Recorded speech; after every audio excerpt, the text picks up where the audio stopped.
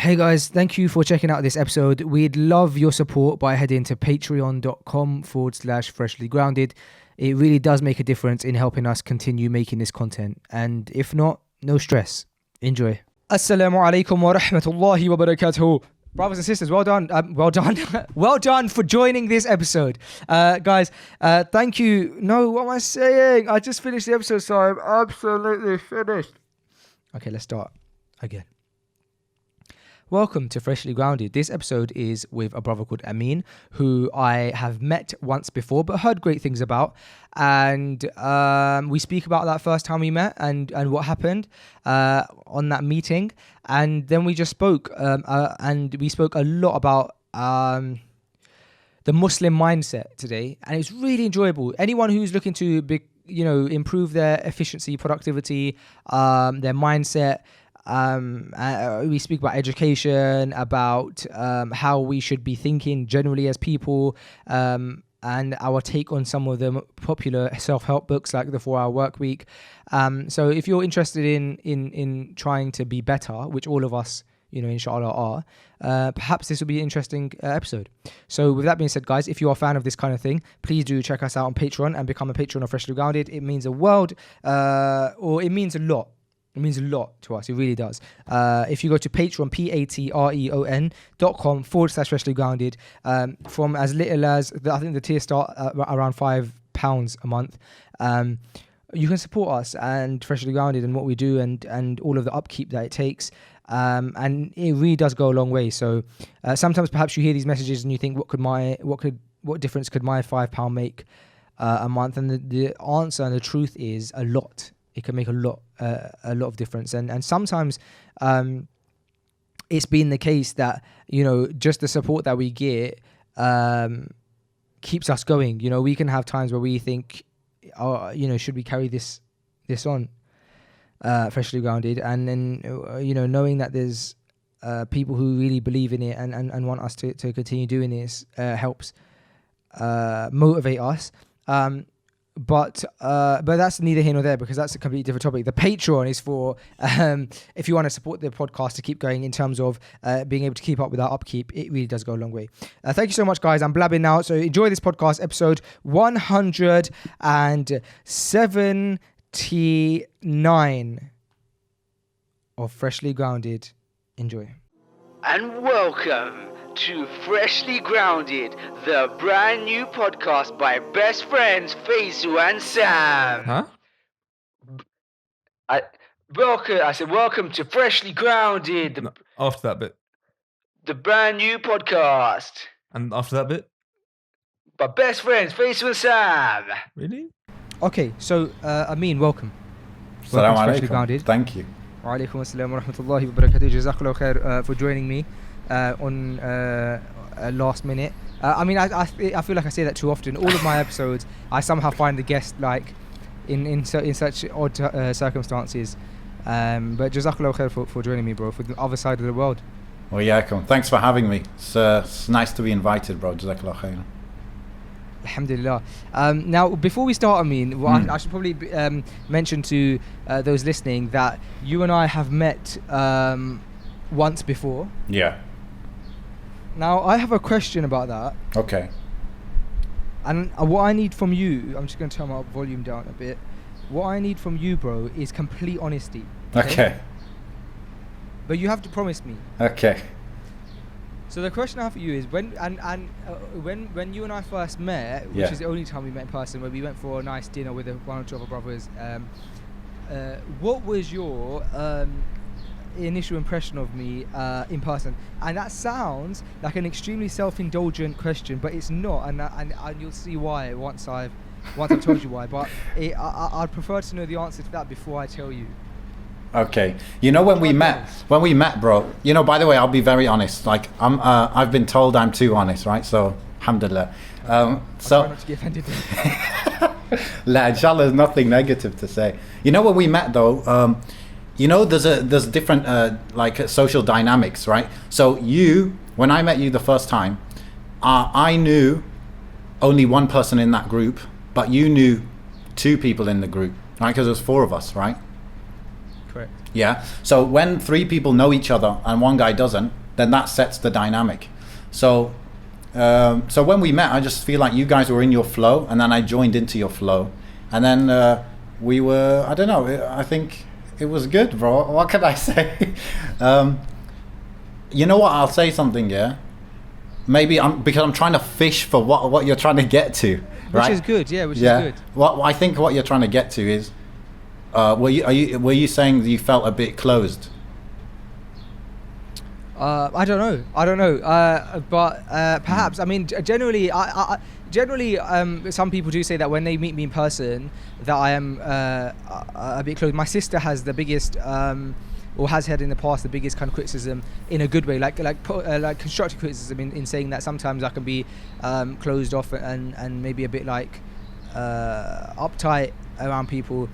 But I'll probably argue that that's because when I'm uncomfortable, which is like when it's just myself and the camera, I feel like I can be the most myself. Yeah. And so when I'm around people, I perhaps but that's the side of me that everybody sees probably the most often. So they probably think that I'm always comfortable, right? But anyway, it wasn't about that, and it wasn't meant to be a self-indulgent question. Okay. The reason I ask Yeah. is because when you and I met, Yeah. and I wanted to apologize to you when we started this conversation, but it seems like perhaps an apology is not needed because everything seemed fine. When you and I met that first time, kind of like very early on in our lovely evening, I think maybe I was sat next to you or something, and I was on my phone, and I ended up getting a really, really bad anxiety attack, really bad. Really? And one of the ones that are like worse on the scale of like on the scale. Yeah. And one that I probably wouldn't forget, like, you know, if I try and think about the last time I had a bad anxiety attack, it was then, which was about 4 or 5 months ago. Wow. And to be honest, before then it was August last year. So I think it's safe to say, like, I'm not the type of person who gets anxiety attacks often. Alhamdulillah, I don't often feel. So I definitely don't want to play the victim. So what does that say about me then? No. So I'm going to explain it. So, but just to give context, I had one in. I think the last one I remember having that bad was in August 2019, and then I had one again January 2020 was when you and I met, and it had nothing to do with you. And I think everybody has things that trigger anxiety, right? And the point of, and Sam and I discussed this on the podcast before, is that at least in the anxiety that him and I have experienced in the past, it seems to come from like unwarranted or overthinking or thoughts that don't necessarily, you start creating things that haven't happened yet. From completely unrealistic scenarios. So for example, Sam was telling me about and he'll be happy with me saying this because he mentioned it on the episode, that sometimes he'll start thinking about his children and start just, I suppose because he loves them so much, start thinking about like the worst things that could happen to them, and that triggers such bad anxiety, but that then takes over your whole body, even though, you know, you tell someone that and they'll be like, well, you're just being silly. And so I won't tell you what the anxiety was over and all that kind of stuff, but what I will say is that it was definitely kind of like something that triggered it, triggered a thought. The thought became kind of went out of control, took over my entire body, took over my mind, and completely controlled me for the rest of that evening. And I couldn't tell you anything that you said to me that evening. I can't tell you anything I said to you. I couldn't tell you anything. And I remember you and I were trying to, I think like because we had met for the first time but we had known of each other, I remember points where you were perhaps trying to start a discussion that was like very fruitful, about maybe podcasting and or like how we know our mutual friends that we know. And bro, I just remember going like, I was and I just couldn't wait to get out. And the brother who you and I both know, who will be watching this because he obviously knows us both, so he'll be intrigued. I was with him then that evening, and I had to tell someone because it was going out of control, and alhamdulillah I really trust him and stuff. And so that evening I think he was in a rush, he had to get back for something, and I ended up staying with him for about an hour and a half, maybe, I can't remember. I could be exaggerating that in my head now, but a very long time just speaking to him about everything because of how bad it had got. And so I since that day I felt really bad because, you know, the brothers around me who I know, who know you have always spoken so highly about you, and I hold you in high esteem. And then for us to have that interaction for the first time, and for me to feel like I gave a really bad impression or gave like the worst version of myself, I felt really guilty, man. And so I felt like I owed you an apology. No problem, bro. I mean, maybe I should have sensed it. Maybe that would have been what I should have done. But it's cool, bro. But you know what it is? That wasn't my first impression of you, though, was it? Like, I've obviously seen you on your podcast. I've heard about you from other people, Muhammad, this and that. So, yeah, I guess it wasn't really the first impression. Yeah, fair enough. And I think everybody should get at least 2 chances anyway. Agreed. I think that perhaps because, like I said, I had such high expectations of our meeting because of, I feel like from the sounds of it, you sound like someone who I could talk to all day about. We seem to share similar interests, perhaps. And so, yeah, perhaps I was just disappointed in myself for that reason, which is fine. I haven't been beating myself up since January, but I thought, the next time we meet, I should perhaps explain myself to him. Jazakallah khairan, bro. Yeah, I think we have like quite a few things in common in terms of business, marketing, content creation. Obviously, inshallah, we're both committed to Islam and stuff. So definitely. Also, maybe I listened to your episode talking about the 4-hour work week, right? It was just you and Sam. You were talking about, it's like you just discovered the book or you just heard the book or something. And I was like, okay, if he likes that, then we're going to get along. Yeah, I've just started listening to the summary of Show Your Work. Have you listened to or heard Show Your Work? Show Your Work, no. Yeah, it doesn't sound like something that I love too much. I'm gonna love too much. Although I'm just listening to the summary and I'm only 10 minutes in, but I feel like I've grabbed the concept already. The concept of the book is basically show the process of your creativity, show the process of your work, and then you're taking your audience with you on a journey. And it's more valuable than just the kind of like theory in the past has been perfect something and then show it. All right. But there's many advantages to showing your work as you go along. But I think that I think once you understand that concept, you don't necessarily, I mean, you'd agree with it and you could move on. But the books that I'm currently on is Leaders Eat Last, and I'm really intrigued to start The Third Door. Eric Rice? Which I haven't. The Third Door is... No, sorry. Leaders Eat Last. Is that Eric Rice? No, Simon Sinek. Oh, right. Okay, yeah. Yeah, it's a long book. But yeah, man. So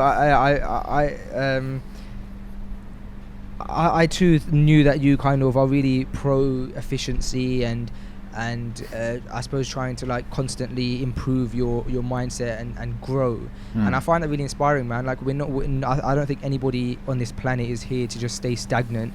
And so if you can grow in any and every way you can, it's very inspiring. And your mind is one of the strongest and most amazing muscles and parts of a person, and to not try and exercise your mind to its full capacity is a real shame. So I'm inspired by the fact that you're day in, day out trying to improve your mindset and your mind. How did that start? Good question, bro. I think you know how I started actually is I was in uni here in the UAE. I actually went to uni here in the UAE, and I had a lot of free time. So when I was I think final year uni, maybe the first glimpses I had of that was just understanding the importance of reading, right? Like my whole life, all I read was like Harry Potter. Yeah. I just finished Harry Potter and then I didn't read since I was like 13 or whenever it was. And then I got into the idea that reading is so important through the idea of learning history will change your mindset about everything and how you understand the world. So maybe you've heard of Immortal Technique. Yeah. So he's the guy, like when he's talking in interviews and stuff, he's like dropping all these facts about history, and that kind of made me want to read more. So I started reading a bit more, but I never really got into the habit. Alongside that, like maybe a year after that, so when I'm like say 21, I I got a bit into Productive Muslim. You probably know Productive Muslim. Most people listening probably know Productive Muslim. So that was another gateway into like learning, developing myself, improving. And I don't know, I guess some people it just clicks with them and they get a bit obsessed with it. So from then on, I was always dabbling in these things, but I can never say I got into a good habit of reading, right? I was always reading things online, and I even tried to pass on everything I learned in terms of productivity for my studies. I actually created a course for that when I was 21. Yeah, so can you imagine, like, I guess that's a bit naive. And it was a little bit of, I learned it from one person and I'm just passing it on to you, rather than this is from my experience, you know. So I wouldn't really recommend doing that again, but I guess you learn from teaching, you know, so that was good. And then just going through life, I ended up, this is a bit foolish sounding, but I finished my master's degree, and after that I was kind of in a in-between phase, and I ended up working in a library. Yeah, so here's me, I've got a master's degree, but kind of didn't really have the full confidence to go out there. It's a mixture of lacking confidence and lacking like work experience, and then just being very scared of getting stuck in the corporate world, right? And so that's why after finishing my degree, I kind of was working in a library, right? And working in that library, I had a lot of time where I just had to be there. I didn't have to do much else. Just being there, I was getting paid for that. So that's when I really started reading. And that's when I started reading about mostly psychology and marketing. And psychology, I mean, I really mostly focus on behavior change. So I was just reading, bro, like just reading, like while I'm getting paid. And it was really a huge opportunity, alhamdulillah, that although I always felt like I'm underachieving according to my degree or blah, blah, blah. But in the end, I was like, you know what, this is gonna set me up for the future, like learning. And I kept telling myself that while my parents are telling me you're a loser, right? But alhamdulillah, eventually what that meant is that I got the confidence to try some of this marketing stuff myself and try some of this behavior change stuff myself. And that's kind of where it really took off, I think, my learning and taking it seriously. And since then, I guess I've read quite a few books, I've taken quite a few courses. But I don't think, you know what's interesting, I don't know if I've ever taken something which is purely mindset, or like, I think mindset maybe is a secondary thing. So for example, a mindset point might be that when I was reading a lot of these business books, I started to see millions of dollars as not much money, right? Whereas imagine I'm working in a library, of course it's a flipping lot of money, right? But it changed my mindset, right? So that is a mindset shift that happened not through reading a mindset book, but just reading books from experienced people. I also really got into interviews and watching a lot of interviews. So I think I'm a content machine, bro. That's it. I instead of creating, I do create some content, but just consuming it a lot. So from the age of like 20 to 25, I was doing a ton of that. And because I wasn't in the corporate world, I guess I had like some extra time to do that, to be honest. It's interesting when you speak to somebody and I feel like we're finally getting to have the conversation that we missed out on in January. Yeah. And it's so interesting learning from someone and seeing the similarities, and just the entire story, bro. Just I was relating it to myself so much. I too hadn't read a book since probably the famous 5 in like year 5 primary school, and then until university. And it was in university, even the first couple of years of uni, I wasn't really too intrigued by studies and stuff. And it was only in my final year and as you know, in your final year of university, you can control your studies a lot more. Yeah. You choose the modules you do, you choose the dissertation you write, and it's all in your control. So when I started writing about things that I enjoyed or I was intrigued about, I felt like I unlocked this new thing that I enjoyed, which was getting my head down and writing, or getting my head down and reading about something. And it was, again, psychology as well. One of our modules in criminology that I had chosen was social psychology, which is all about behavior change and anger and why people commit crime. And so that was probably my most the topic that intrigued me the most. And I ended up writing my dissertation about why Muslims it was about mass government surveillance and whether Muslims feel like they are targeted more than non-Muslims. Right. And that was something that at that time was very interesting to me, and I was able to research a lot about it and find studies about mass government surveillance on the Muslim community, and I ended up getting a first in that dissertation, and it was a shame because that was the first paper that I did that I got a first in, and it was also my final paper that I did. But it showed me that when you really enjoy doing something, you can unlock that state of flow. So Yeah. really interesting, man. And then kind of going from there to reading books and stuff. It's interesting you say the 4-hour work week, because I used to have that book. So if you see where I'm working now, imagine I'm at our old desk in the last office. I would be sitting here, and there was a bookshelf behind, not even a bookshelf, a windowsill behind me. And the 4-hour work week was sat on that bookshelf for about a year and a half. It just sat there. It was like a part of the furniture. You know, one of those things you just don't move. And like I didn't even see it. Like it was invisible to me. If I'm cleaning the windowsill, I'd lift it, clean the windowsill, put it back. It's just an object. And I don't know what triggered me to start listening to it, because I downloaded it and started listening to it rather than actually picking it up. And it became quite addictive once I had started it. And I've mentioned a few times that I had some preconceived notions of Tim Ferriss beforehand, which I now no longer have.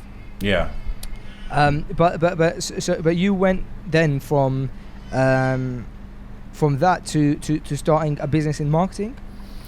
So from that kind of time when I was working in the library, there was probably, that was when I started dabbling in marketing. So a friend of mine started a e-commerce business selling physical products online, and I just volunteered to help him out to try and flex some of the skills the theory I'd been learning. I was like, obviously I'm going to really learn this if I actually do it. So I started doing that because like I already told you, I was learning marketing and psychology, and I was always kind of interested in productivity as well. So I just started flexing it there, and I just, like I said, I had some of that extra time, and I tried to over deliver to the point where he actually gave me a stake in the business. It's like I just helped too much, and so I guess he appreciated that, alhamdulillah, and I ended up working on that business as a focus. At the same time, I had also started sharing the kind of things that I was learning on YouTube, and I was trying to sell that as well as a course. But mostly I was just happy to be sharing stuff and sharing what I'm learning, right? So as I'm going through that, I moved back to the UAE, and I was working on that e-commerce thing. I also got into Amazon FBA as a business as well. So I was selling a few products that I relabeled. You know how the business goes, bro. So everybody has to go into white labeling first, don't they? Yeah, exactly, white label. So I tried that out. I think at one point I white labeled like a telephone system where, like, the system where businesses can like change their standard number to a business number. Yeah. And that software you can white label and like offer that service out. And I think I did the same with like domain names and stuff like that. I think white labeling is like is a path that you always fall into before you like are weakened. Yeah. Well, actually, white labeling like software is smarter than white labeling products, because perhaps. The investment is not as big. So basically, bro, I was dabbling, and I ended up admitting to myself, look, you're being kind of silly here. You need to go and get a job and get an income, and then with that income you can actually invest it properly, and that's how you're going to actually build a proper business, rather than always like having just working from your savings or little scraps. So I swallowed that pill. I was like, you know what, I've just got to do it. I don't want to do it, but for the long term this is the best thing. So I got a job in Dubai, and I guess it was kind of a corporate kind of environment. But the crazy thing about that is, and they hired me as a marketer, and that's something interesting for people to maybe take from this, is that I had no marketing degree. I had no formal like experience in marketing. All I had was consumed a lot of content. I had applied it to some level in a couple of businesses with decent results, and what that meant is, when I go to an interview, I can really talk the talk. And I use this technique that I learned called the briefcase technique, where it's like you walk into the interview and you've got a plan for what you would do for that business if they employed you. And so you can like sell the vision to them of what you're going to do. And you show them as well that you've already pre-thought of what you would do, and you're bringing value basically to that right from day one to that interview before they've even paid you. So I think that's kind of how I was able to get that kind of first proper job. And they hired me in marketing without any like formal job in marketing or a degree or anything. The problem was, I came in there with the false notion, the naive notion, that they actually want value, they want results, and that's kind of what they care about. And then obviously I was quickly, woken up to the reality, which is the manager just wants you to make him look good kind of thing. So, long story short, I got fired after 6 weeks. SubhanAllah. Yeah. And they kind of just said like, we feel that like we tell you to do things and you always want to do it another way, right? And you know, honestly, I was naive. Like everyone in the marketing team was like complaining about the manager. So definitely there was truth there in the problems that existed. But you've also got to look at yourself, isn't it? And if I look at myself, I was like a brand new guy going into this and telling the manager, no, that's wrong. We got to do it like this. You know, that's just nuts. But that was my lack of experience, I suppose. But what they said is, you're probably good at what you do, but you just don't fit into this kind of thing. So you should go back and do what you were doing before, which is like consulting or like working for yourself. And so I was like, okay, I guess I take that as a sign. Like a month after getting fired from that job, people that I had been working with before, they were like, oh, so you're free now? Like you don't have a job? Well, let's start this marketing business together. And so that's kind of where I've been since then. For the past like 3 and a bit years. We started off as a marketing agency helping mostly Muslim businesses or organizations to grow. And now we focus more on consulting and training. And alhamdulillah, like our vision is to allow Muslims to become the big problem solvers in the world through business, basically. And a lot of the time, marketing is not given the focus that it should get. A lot of time, you know, product is the focus or whatever. So we just, hopefully we can enable Muslims to become those leaders the way they should be, because, you know, Islam is the best framework for achieving any good in the dunya, isn't it? So that's the I agree completely, man. I recently... I was, in fact, today I was watching a video about. What was I watching a video about? I was watching it about. Okay, it was about, there was a TED talk where I think it was a psychologist, some kind of doctor, and he was basically breaking down this notion of telling people your plans before you do them, right? And the kind of go-to kind of theory or practice for most people is you tell someone your plans, and that gives you accountability. Now you're accountable to someone to see if they do it. So if you say I want to run a marathon, because I've now told you that I want to run a marathon, I'm accountable to you to make sure I follow it through. And he was analysing that and basically saying that that's not true. It doesn't work like that. Psychology doesn't work like that. In fact, what it does is, as soon as you tell somebody, you psychologically now feel like you've taken an action, but what you've done is you've just taken the action to say the word. So by saying the word, you're like, as one step towards it, because I've told someone, and that gives you a false sense of gratification. Right. Gratification, exactly. And then that's where it stops.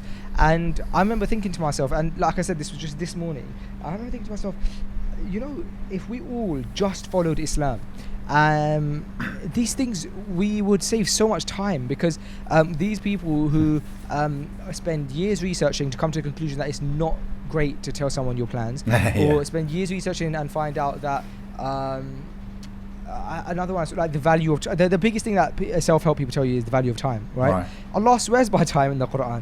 So if we just became great Muslims, and this is a message to myself more than anything, we would actually take on all of those notions, because I realized that as much as that, and I'm not going to sit here and say I'm the best Muslim in the world, but the one thing I will say is that concept, though it was so popular, of accountability, I never ascribed to it, because I knew of the hadith that it's better not to talk about your plans. Now, imagine now if I knew all of the ahadith. Imagine if I knew the Quran, understood it, implemented it, did tadabbur on it regularly. Bro, the amount of productivity alone I would have in my life, because I would value time, understanding I would understand the value of time, I would understand the value of cost, being cost effective, not taking on debts if they're not useful, if they're not needed. A lot of the issues financially that we go through in life are because we don't follow the Islamic kind of guidance on finances. What's your journey been, bro? Because my journey, when it comes to, for example, personal development, has definitely been one where it's like I'm learning. Like I learned from the old school people, you know, Brian Tracy, Tony Robbins, stuff like that, then Tim Ferriss and everything. I learned that. Alhamdulillah, I tried to, I kind of failed in most ways, but I tried to be that guy who actually implements rather than just learning, right? And alhamdulillah, it helped me so much. But I did reach a point where I'm like, okay, Islam, for example, the value of time, like you're saying, Islam taught us about the value of time. Allah said, "Wal asr." Yeah, Allah said, "Wal asr." Yani, as a Muslim, that should cause us to pay attention to the what's coming after that, right? And my journey has been, okay, I learned all the stuff from these people, mostly non-Muslims, and then I learned the Islamic worldview. That's what I mean by mindset. It's like the way that you should view the world as a Muslim. And slowly but surely, I'm like connecting the dots here. So what's your journey been in terms of those two worlds combining? I would say that I'd say that I started focusing on both of them around the same time, and that's why perhaps I've been blessed with the opportunity of not having to learn one before the other. And so I'm kind of like, as I'm learning both, I'm constantly understanding the link between them. And the reason is because, as I told you already, I suppose started like enjoying productivity / like taking, I think it came with taking life a bit more seriously as well. Sorry, I've fallen out of the window here. When I started taking life a bit more seriously, I matured a bit. Was around the same time, naturally, obviously, that I started understanding the importance of my faith. Definitely. And that is probably what matured me, to be honest. And so when I started taking things a bit more serious, I think that nobody can deny that there's a huge part of trying to improve yourself as a person can come from a very self-indulgent and kind of like perhaps even arrogant manner, and that's because you see others with knowledge, you see others improving, and you think, oh, that's attractive, I want to be like that, and that could come from the pure vanity of wanting to be better, whether that's wanting to look better, wanting to like sound more intelligent, and stuff like that, right? Or just having a better job or having more money. And so I can't sit in front of you and say wholeheartedly that I don't have any vanity within me that makes me see someone using big words and go, oh, if I could understand that, I could then implement that. However, I without again trying to be like fakely humble, I think there definitely was a secondary element for me, and that secondary element was being self-aware. And I think that everybody in the world can benefit from being self-aware, and being self-aware means to understand your shortcomings. And for some reason, I don't know why, and I probably would put it down to my parents, my parents not overly mollycoddling any of us, who I've grown up having many weaknesses that I still do, but I'm very aware of them. I'm very aware that my patience is not the greatest. I'm very aware that I can get angry. I'm very aware that you don't seem like that. On all of these weaknesses. Yeah, I guess that's the beauty of being able to turn the camera on when you're in a good mood, right? But I think being self-aware is the biggest asset a person can have. Once you're aware of yourself, nothing can harm you, because if someone says about you, oh, you talk too fast, Faisal, or you, all of these different things, you say, I know that already, so I'm working on it. Yeah. And so me being self-aware really helped me, because when I'm seeing these people teaching how to become better at being patient, how to utilize sleep so that you can be the most effective in your mind, I think, oh wow, I'm bad at sleeping, or I'm bad with patience, let me try and implement this.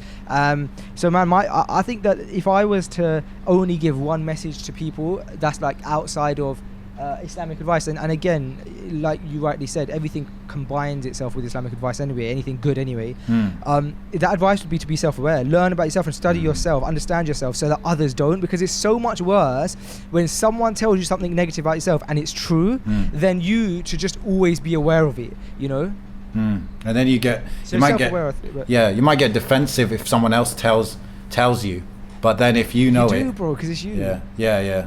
You know what, bro? When you say some of the personal development stuff, it comes from a place of ego, right? So right. I once came across a really powerful framework for self-improvement kind of thing, right? So it's like there's 3 levels to self-improvement. The first is when your kind of life is being done to you. So you're kind of a victim. You see yourself as a victim where things happen to you. My manager did this. My mom did this to me. And you just kind of go with the flow. You're like a plastic bag in the river. You're just flowing, and whatever happens, that and a lot of probably most people are in that kind of way of being, right? The next level up is when you say, no, I'm gonna take an active role in my life, and I'm not going to be the victim. I'm going to be the active player here, right? And so that's when you're trying to swim upstream against the stream, and you say, I'm going to reach my goals. And that's where most personal development stuff takes you. Okay, and that's how it gets very ego driven and very like, no, I will reach my goals. I have to reach my goals. If I think about it enough, if I put in enough hours or whatever it is, I'll reach it. I have to.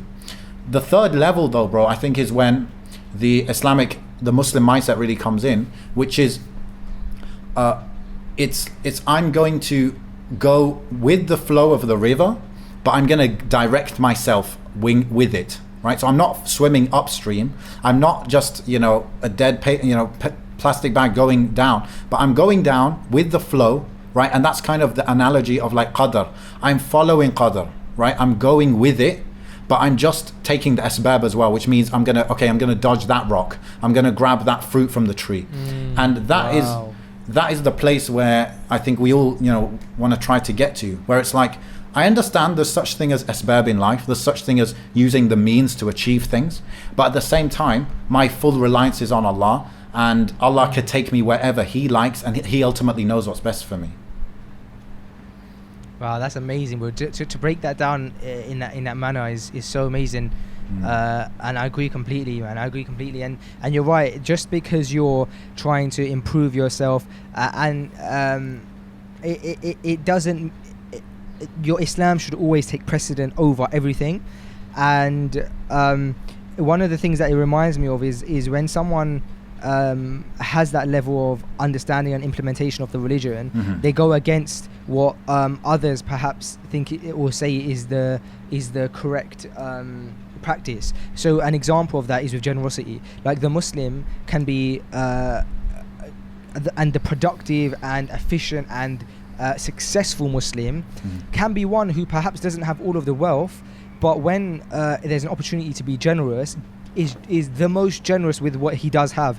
And even though that goes against practice, why would you use your last bit of cash to give to somebody else? But when you understand that I could never lose, if I'm giving this sincerely for Allah, I can never lose this. It's only gonna come back to me. But it's having that trust. I always try and explain to people that it's like having that trust in Allah is like jumping off a cliff, knowing that the safety net is just underneath you, but you just can't see it. But you're 100% certain it's there. Yeah. You have to jump though. Like Allah wants, like you have to make the first move. You have to prove yourself. Yeah. And stuff like giving that wealth in generosity is like that. It's like when you go, oh man, I really wanted to invest in a new X for my business to succeed.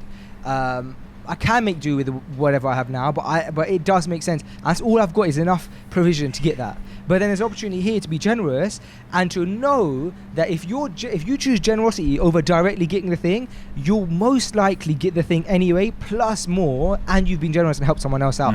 But that's the bit where you have to take the jump off the cliff, knowing the safety net's there, and that's always the most difficult. Yeah. And where do you say, like, this Islamic mindset stuff, like tawakkul, like being generous, like the value of time from like coming from Allah's perspective, Allah telling you right there are like 4 ways that you should be using your time, etc. My mind's gone blank, bro. You said, where do you say? Yeah. So where did you learn that from? That's what I was going to ask you. Is it from Islamic studies or from your own mind just working it out, or?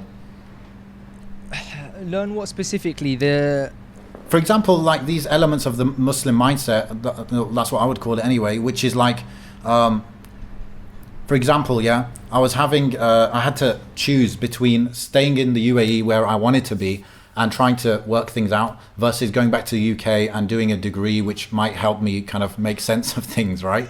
And doing istikhara there and then going ahead with it, that for me, that's the Islamic mindset in practice, and I would never learn that from Tony Robbins, you know what I mean? So where do you learn it?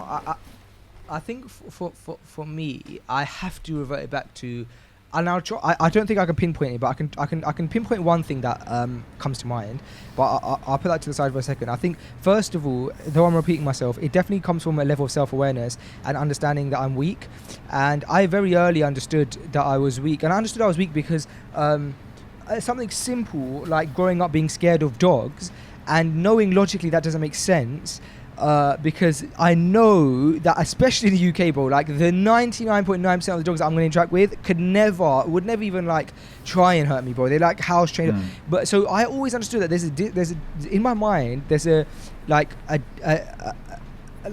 function missing where even though I know something's logical, I can't face the fear, right? And so I understood that I'm weak.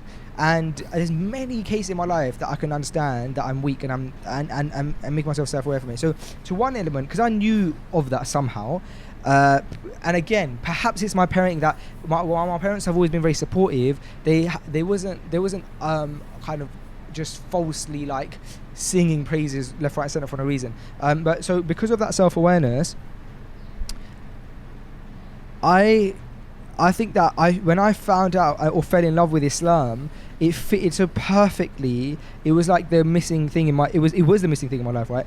And so the thing that I think I can pinpoint, and hopefully this somewhat answers your question, is I remember hearing the story for the first time of Umar ibn Khattab, right? And it impacted me so much.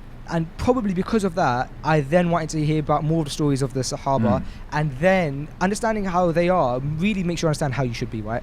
And the story, and obviously we all know the story of Umar ibn Khattab, but the part of the story that really impacted me in general was this. I'm hearing about a man who is everything that as a man our nafs wants to be, bro. Big, strong, intimidating, scary to the people, like you can't mess with him, so you want to be like that man. And then all of a sudden this man, apologies, that's the first time that's happened in the podcast, I should normally be silent. Then all of a sudden this man, so I had heard that I had like on a separate occasion, because there's so many parts of the story that I want to tell, but let me try and do it in order. So one of the things that I had then heard was this man used to, and correct me if I'm wrong, yourself or anyone in the comments, but I believe this was Umar radiallahu anhu, who used to go to the blind woman's house when he was the leader of the Muslims, and he would clean her house. And she didn't know. But what happened, I believe, I don't like telling stories that I can't remember word for word, but I believe that only once he was not there or had passed away or something, and she said, and she realized that her house had not been cleaned. It was only then realized that it was Umar ibn Khattab who used to in the nighttime come and clean her house, right? And then and hearing that story for me was like, that's how I need to be. I need to be so low within myself, bro. Like understand that I'm low, understand my weaknesses, because that makes me now comfortable with my weaknesses, because I've made peace with the fact that I have weaknesses, but that I need to improve. And then another story that I had heard, which I later found out that I believe was actually from Ibn Umar, but I had originally either heard or thought it was from Umar ibn Khattab, or Umar ibn Khattab did make a similar statement, because this is a statement that when you're about to hear now, I'm sure you've probably heard it from many of the Sahaba and the Tabi'een. And the statement was basically, and the one that I'm going to resonate to you now is from, I believe, Ibn Umar, who said, if I knew that 1 dirham that I had given, or 1 sajda that I have done, right? And that's the bit that I had heard, the sajda bit. I had heard, or I had misread that was from Umar ibn Khattab, that if I knew that just one of my sajda had been accepted, nothing would be more beloved to me now than death. And bro, those two stories alone, I can pinpoint when I heard those two stories, bro, and they just changed my entire mind. I was like, that's me. Like I want to try and strive to be a leader, but at the same time within myself be like, you know what, I can never say that I'm the best. Like when Umar was when the Prophet ﷺ, he had the list of the munafiqeen, and Umar was like thinking, yo, I must be there. I think he was saying nafaqa Umar. Umar has become a hypocrite. So basically what you're saying, bro, man. Yeah, what you're saying, bro, is stories, role models, really, and we have those by the bucket load, like the bucket load. But alhamdulillah, we've got a ton of people telling these stories, and we hear about these stories. It's just, I suppose, there's a certain maturity that a group of people go through. So I don't know, maybe I'm wrong, but I feel like over the past, say, 3-5 years, Muslims started to become more aware, the younger generation become more aware, like who's Tim Ferriss, who's Tony Robbins, this and that. Agreed. But eventually, inshallah, what we hope to happen is, we can benefit from those people. I don't have a doubt about that. But it's like, my role model definitely becomes people like Sayyidina Umar, and we can hear those stories. And what I would really love to see, bro, I'm sure you're the same, is a whole group of people sharing the principles that we can take from these people and translating into something which is very accessible. And I've got this book here, bro, that I'm reading now, With the Heart in Mind. Okay, it's by Sheikh Mikhail Smith. Okay, and what it is, it says the moral and emotional intelligence of the Prophet ﷺ. Okay, so this, for me, this is like I'm hoping, because I just started the book. I'm hoping it's like a model for what an Islamic mindset book can be, right? Because if you think about it, like there's tons of it's a kind of a hype right now, right? Emotional intelligence, but where are we learning about it from? This brother that wrote this book, he's pulling directly from how the Prophet ﷺ was, and he's saying, this is how you need to be intelligent. You need the social intelligence, the emotional intelligence, and you need to bundle that with moral intelligence, which keeps those two things in check, right? Because if I'm socially intelligent, I can manipulate everyone, right? But I need the moral intelligence to keep me in line. And so I'm really excited about reading this book. Another book that I came across, you probably know it, I mean, many people know this book, and it's, I don't know, it might be 10, 20 years old, is the book La Tahzan, Don't Be Sad. Have you heard of that? Mm-hmm. Yeah. For me, bro, that's the original Islamic self-help book, even though it was framed as a purely Islamic book. But you can see what I mean by it being personal development. Well, how do you, because you have this intention to grow your mind, and you understand where you want to marry the two topics of emotional intelligence and self-help, and with the productivity that Islam has already packaged up for us, because you're already on that journey, because that's something that you for years have been studying, be it on the side or directly or indirectly. How do you see yourself then being able to package it up and provide that as a service? And when I say service, I don't mean in service from a monetary perspective, although it could be that, but I say that if you just die with that knowledge that you're trying to study and understand, where all of these generations of Muslims, even if it's just one or two people, could benefit from, what's your intention moving forward? Are you planning to package it up in some way? Yeah, bro, definitely. But I think ultimately, I think it was Imam Malik, he said,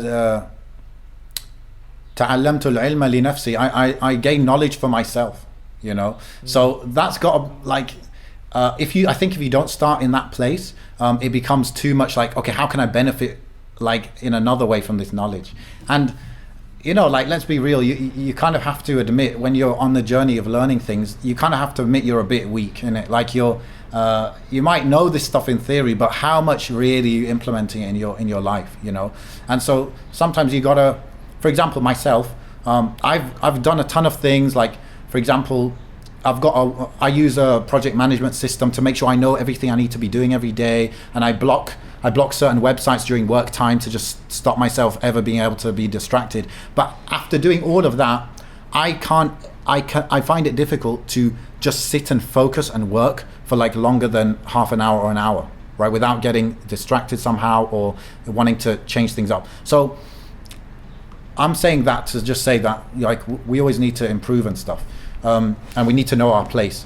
Having said that though, bro, what I see being able to happen, not just for myself, but anyone who's inspired by what we're saying maybe, or interested, is we need to gain, I think, two things maybe. We need to implement two things. One is the gaining of the knowledge, right? So myself, for the last year, I've been trying to learn about a very specific topic purely from the Islamic sources. Okay, and that's different to doing like a Sharia degree, right? Sharia degree requires you to go quite broad, and it takes many years.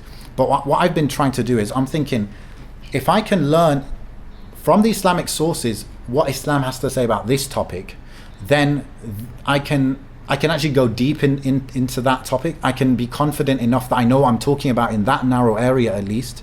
And then the second thing is being able to package that, and that's where the marketing and the content kind of creation comes in, and make it accessible to people, right? So I think this is the maybe perhaps a way forward, where we've got the knowledge of, obviously you need a certain level of knowledge of Sharia, right? You need Arabic, for example, to access. For example, in my research, obviously I don't want to read a hadith and then make up my own understanding of what it means. I want to like go to explanation of it, right? But to do that, it's like you need to probably go to like Fath al-Bari, which is one of the best commentaries on Sahih Bukhari, and that's only in Arabic, right? So you need some level of kind of understanding, and I'm sure you could get teachers to help you with maybe with the Arabic or whatever. But the idea, bro, is that if you go narrow, right, you're not a faqih, you're not going to teach aqeedah, you're just going to be focused on an area like, for example, sleep, right? Or how was the Prophet ﷺ's diet, for example? That's a pretty good example, right? You're going to go narrow, you're going to learn, you have to invest the time, the effort, of course, bro, like 1 year, 2 years, whatever, and then you come out the other side having implemented as much as you can and stuff, and then you package it, and then you can, you know, teach other people and allow them to not only like follow the Prophet ﷺ better and more closely because they understand it, but also they should be amazed more of Allah, of what Allah's given us, and how the Prophet ﷺ was, right? Just how you are amazed by Umar ibn Khattab and his personality, his character. Where did he get that from? He got it from the Prophet ﷺ, right? So yeah, bro, like me personally, what I've personally been working on for the last year is like in the topic of masculinity, the Islamic model for masculinity. How should a man be? How should a good Muslim man be, right? Because I've read other books from non-Muslims about how a man should be, and I think some of that has been really valuable and interesting. But it's like, have you seen Jordan Peterson's work? Yeah, definitely. And he talks quite a bit about masculinity, doesn't he? Yeah, a little bit, yeah. And I think a lot of stripping away the current bubble that we're in, right? Because we're in a bubble, like the last 50 to 100 years, humanity is living in a way like just completely different to the last few thousand years. So I think what Jordan Peterson does well is he strips away the current bubble we're in, and he understands the fundamental nature of humans. And that's something that I think we can agree with him on, at least, right? But there are other books and stuff. So I kind of put that to the side first, and I said, okay, what does Allah say about how men should be? How was the Prophet ﷺ, right? Maybe not so much in his capacity as a prophet, but as his capacity as a husband, as a father, as a community kind of leader kind of thing. And that's been really interesting. But that's just one example of the kind of depths we can go into to do stuff like this. Like Sheikh Mikhail Smith here, he decided to go into emotional intelligence and how the Prophet ﷺ was. So that's another kind of avenue. So I think that's pretty interesting, bro. Like, what do you think? Could you see yourself maybe going down that route? I think that's really, first of all, I think that's really interesting. I commend you on that, especially specializing in a specific topic, because I think our ego tells us to just know a bit about everything so that we can handle ourselves when it comes to dialogue. But to put all that aside and say, let me become kind of a master of one to an extent, so that I can be of benefit to myself and then others, is amazing. And I like what you said about the fact that the person has rights over himself, and one of the most important people that we do have rights over is ourselves. And to let ourselves down because we're too eager to benefit others, I think is, and perhaps a trap that we all fall into as well, both with kind of secular stuff as well. And I like that. I like the fact that Islam tells us that we have rights over ourselves, so we have to be able to fix ourselves. But also, that there's a qaida that is like worship Allah and benefit the people. And it's amazing to see that qaida because it holds both things, right? Like worship Allah and then benefit the people. But that doesn't necessarily mean that you give one up for the other. On your question about where I see myself in that context of specializing, excuse me. I think that I'm very low on the ladder of that journey of specializing, and I've recently, I think, become aware of the fact that perhaps a person can't even really go anywhere without having two fundamentals, and unless they have these two fundamentals, and I'm talking about myself here more than anyone, if you don't have these two fundamentals, I would feel wrong to then start specializing, trying to understand another topic. Although I do generally, because of my interest, because of what I do on the side and stuff, like to learn about different things. And those two fundamentals are obviously the Quran and the Arabic language. And I think that until I have, really and truly, I don't know if I could ever call myself I could ever be confident in myself or begin to even have any confidence in myself unless I was a hafiz of the Quran. And I never had that mentality. And when I started practicing, I just thought, being a hafiz is something that some people have and others don't. And that's fine. It's not obligatory upon me. And therefore, as long as I can read and etc.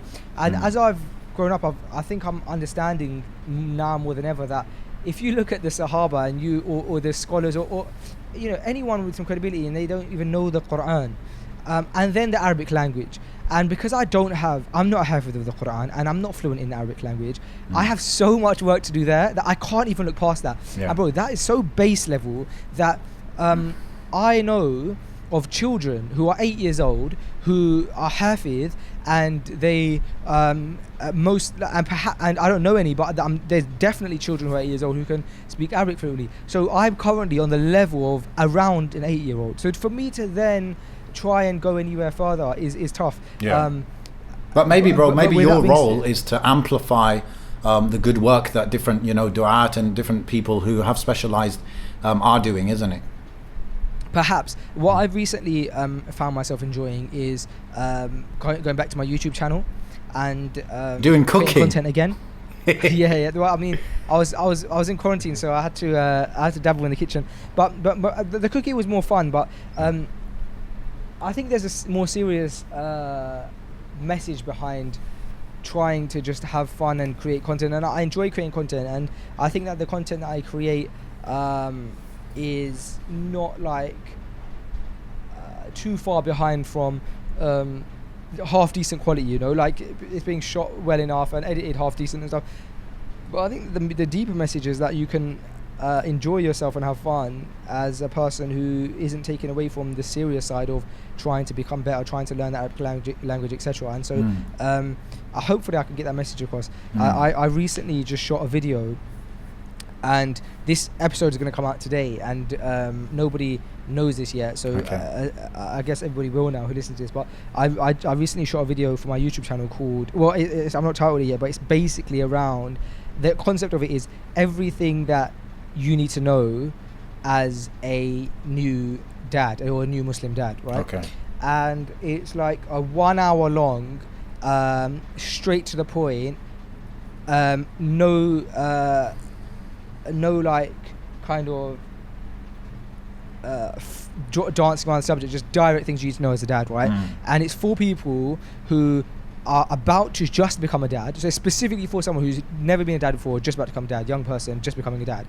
And everything I've learned in the last 7 months that I wish someone who was 7 months ahead of me could have told me. And it's not it's not necessarily Islamic, but it's coming from the perspective of a Muslim. Yes. And I think that's important because those things don't exist. Yeah. And right now, I can't give nasiha. I can't give a da'wah because I don't have the Quran and I don't have the Arabic language. So perhaps one day I can, but until then I have 7 months of experience as a Muslim dad, and as a new Muslim dad. And so what I've done is created this video where the first 25 minutes I'm just telling you directly everything you need to buy, instead of going what car seat's best, this is the car seat that I got and it works perfectly. Next thing, you need a thermometer in your house, in your kids' room, because you need to be able to check temperature. Why do you need to check temperature? Because of this. And I think that as a man, what we like as men is we just want to be told the information that I need and that I can implement it. And whereas in my experience with like my wife, etc.,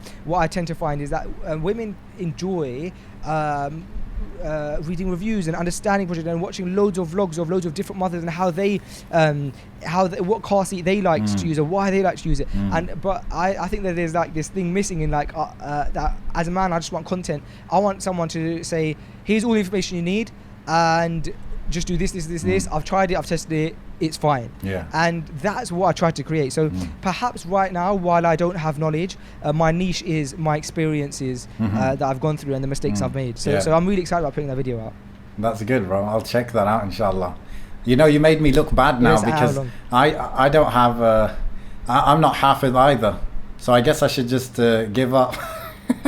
No. I'm talking about myself. I'm talking about myself, and you're being humble. Yeah. No, you're being very humble. You know what it is, bro? I think I battle with that, honestly. If I'm honest with you, I battle with this thing of, if you're gonna speak on behalf of Allah and His Prophet ﷺ, you need to take that seriously, and you need to have a certain level of knowledge, right? I guess what I'm trying to do is, because I'm specializing, I'm de-risking it, inshallah. But then there needs to be that second level, which is everything I say needs to be checked by somebody who is qualified. And I think, inshallah, that's how I can save myself. Bro, and I don't mean to say it in that way either, because I can't tell you the countless people that I've benefited from so much that perhaps have not memorized the Quran and stuff. And if we all just took the mentality that, oh, I can't benefit anyone unless I memorize the Quran, that we're not going to get anywhere. I think my point is just my personal goals are such a those two things are such a mountain of goals right now that I can't see past it because of because I only just realized it. Perhaps I'm realizing it late. I'm 26 years old and I've just come to the conclusion that, you know what, perhaps I've been naive to the fact that being able to read the Quran is enough. And regardless of if somebody is someone who is memorizing Quran or not, I think that most people have that awareness that you have to be able to like know what Allah is saying. And maybe I've just come across in my like Islamic youth, I've just come across that realization. I don't know, man. I suppose we're learning and we're making mistakes as we go along, and our mindset changes. And no doubt, bro, I've just come out of Ramadan where I've been, alhamdulillah, able to benefit from so much. And when you see these people, bro, giving talks, and yesterday there was a video of the Sheikh. He was saying about if a person believes in Allah and they are steadfast, right, the angels descend upon them. And he didn't even finish what he was saying. He started crying for like 5 minutes straight, bro, just crying, not saying anything. And then he said, you know, for a person to tell people to be steadfast, he himself should be a steadfast person.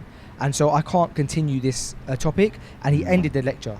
And he just got off. And you see someone like that, and that's what gives you the shivers. You know what I mean? And perhaps this dialogue that you and I are having is because I've got that preconceived thing, because I just saw that yesterday. It's like on the front of my mind. And that's what it's like with humans, isn't it? When you're speaking about something, I'm speaking to you as Faisal, who is with Faisal's memories and short-term memories and experiences today. If you speak to me next week, bro, I might be like, yeah, bro, but I can only speak for me now. Subhanallah. It's weird, isn't it? Yeah. Subhanallah. It shows that again shows how weak we are as people, doesn't it?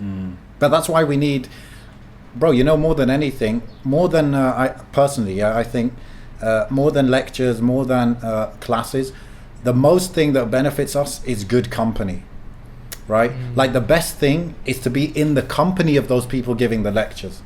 And they don't need to be lecturing you, they just need to be living, you know.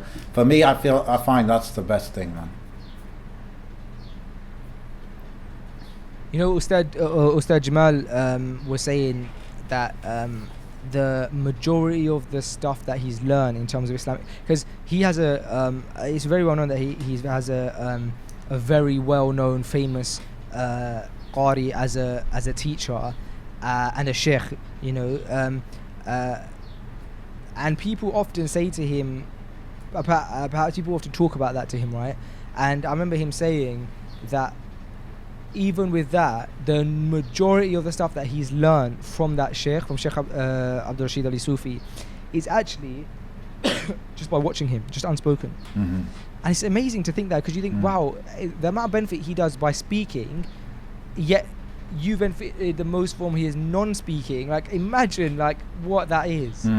100%, bro. Maybe that's why I need to I need to go back into like study mode to humble myself again. You know, it's very, very powerful. I feel like I've made you feel bad this episode. No. What you've done is you've reminded me of something that, I mean, deep down, I have to admit it's a truth that you know, if you don't have anybody kind of, I guess you get these little checks in life, isn't it?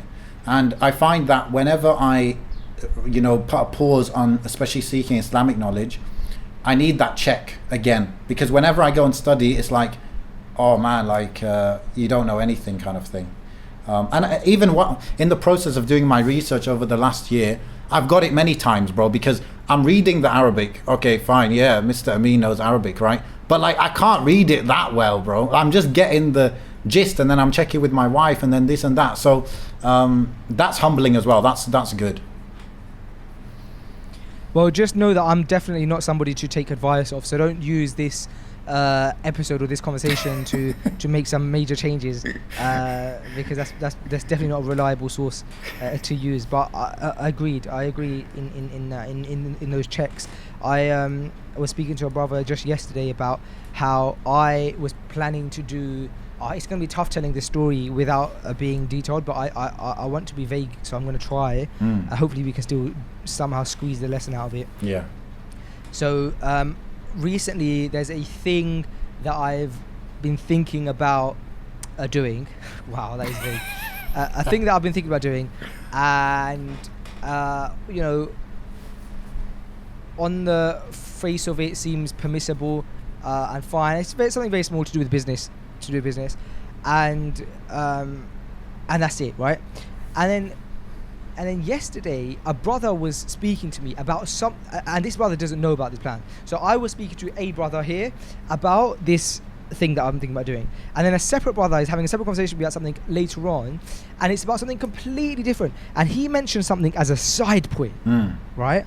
He mentioned something as a side point, but what he said as a side point, just in passing conversation, like annihilated this whole intention of this thing that I had to do, because it put it all into perspective.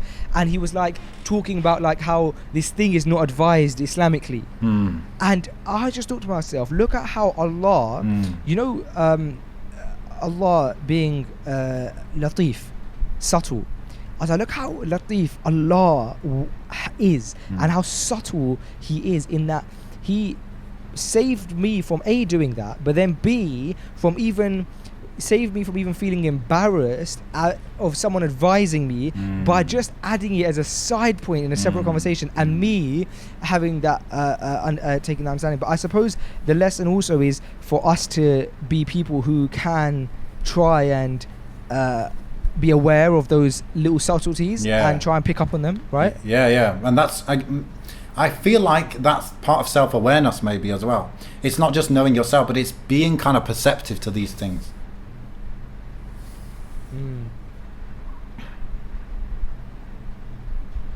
Yeah, I agree.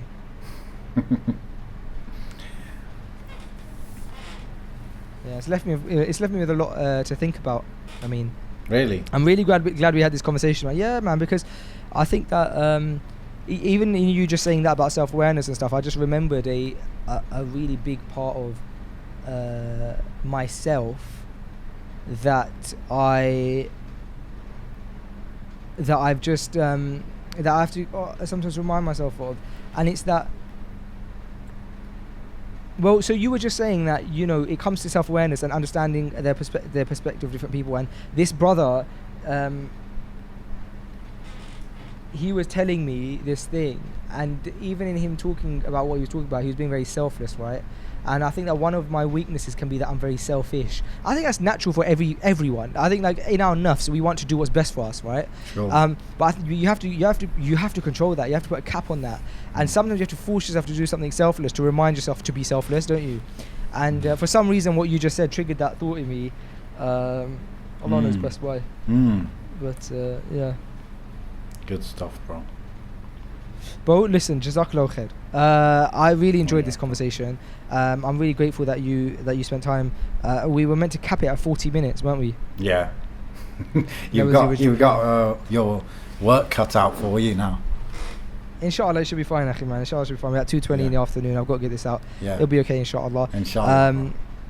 Barakallahu feekum, bro. I'm really looking forward to meeting you again in person, inshallah. I have plans. Inshallah. I was actually meant to be there a few weeks ago, and then obviously this whole flights got cancelled. Oh, really? Subhanallah. Yeah.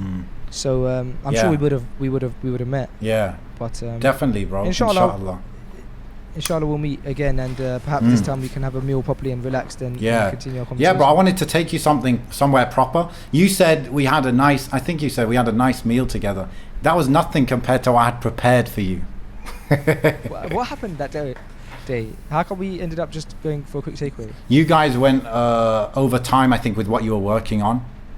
Yes, we did. Yeah. You know something I didn't tell you from that day as well.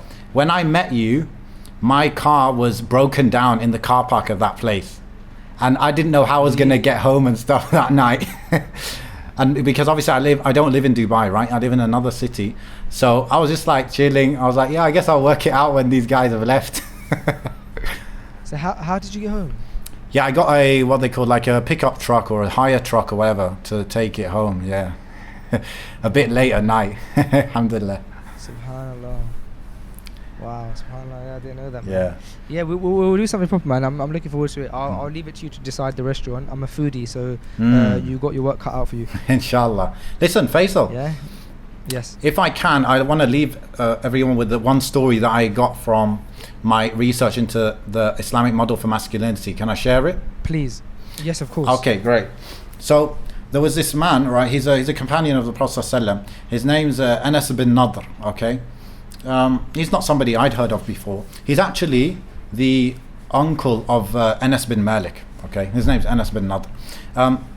So he missed the Battle of Badr, right? And you know like how the biggest boys in the Sahaba are the ones who are at Badr. Yeah, the most highest elevated companions, they were at Badr, and he missed it. He wasn't there. He went. He kind of felt regret over that. He went to the Prophet ﷺ and he made a big claim, which is something that men like to do, right? They talk a big talk, right? He went to the Prophet ﷺ and he made a big claim. He said that whenever we get to fight again, I'll be there and Allah will show you what I'm gonna do. Yeah. So he made a big statement and he even mentioned Allah's name with it. He said, Allah will show you what I'm gonna do, right? Now when the next battle came along, Battle of Uhud, he was there, he was ready to go. Okay, mashallah, he was ready to go. And when the Muslims were retreating from Uhud, he was actually running in the opposite direction, right? He was running towards the enemies, and I believe the enemies was in the same direction of Mount Uhud. Okay, so one of the companions stopped him and he said, yo, where are you going? You're going towards the enemy, we're kind of retreating, kind of thing. And he's like Jannah. He just said Jannah. He said, I can smell Jannah from near Mount Uhud. So he went by himself. He charged straight to the army, to the enemy. And later on, after the battle ended, the battlefield is being cleared and everything, they found his body with over 80 wounds in it, from arrows, from swords, from spears, from everything. 80 wounds. And the only way they could actually identify it was him is because he must have had some unique feature on his finger, and his sister actually saw his finger. She's like, okay, that's him, right?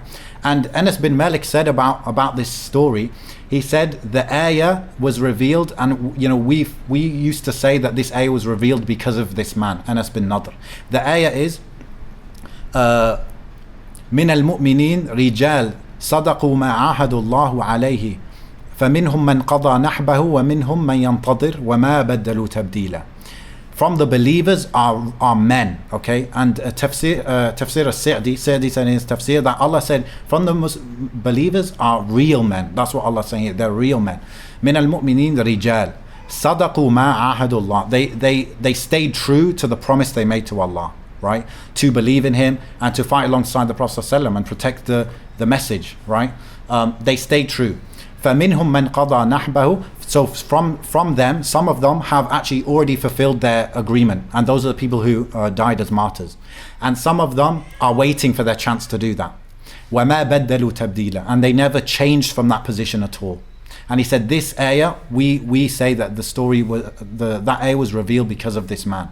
because he's made a big claim. He made a big claim in front of the Prophet ﷺ, and Allah was a witness to that, and he said, you'll see what I'll do. And he stuck by his word, and he stuck by those two words. The fact that he's Muslim and he said he'll protect the Prophet ﷺ, and the fact that he said you'll see what happens in the next battle. And he stuck true to both of those things.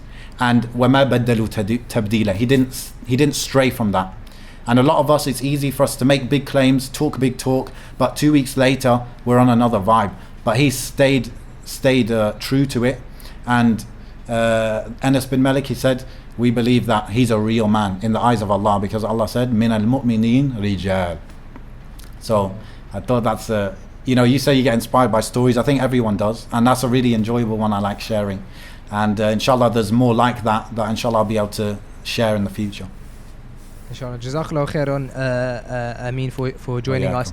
And inshallah we can have another episode of you soon. You're very much so more than welcome to jump back on Freshly Grounded whenever you wish. So I hope you'll accept my invitation again. Inshallah, bro. Take care. Thanks for having me. May Allah reward you for this amazing platform you've built, where people can, really engage with stuff which is not just formal stuff. It's a mixture. It's formal, it's casual, it's beneficial, it's entertaining, and I'm really impressed, honestly, by what you've done. MashaAllah.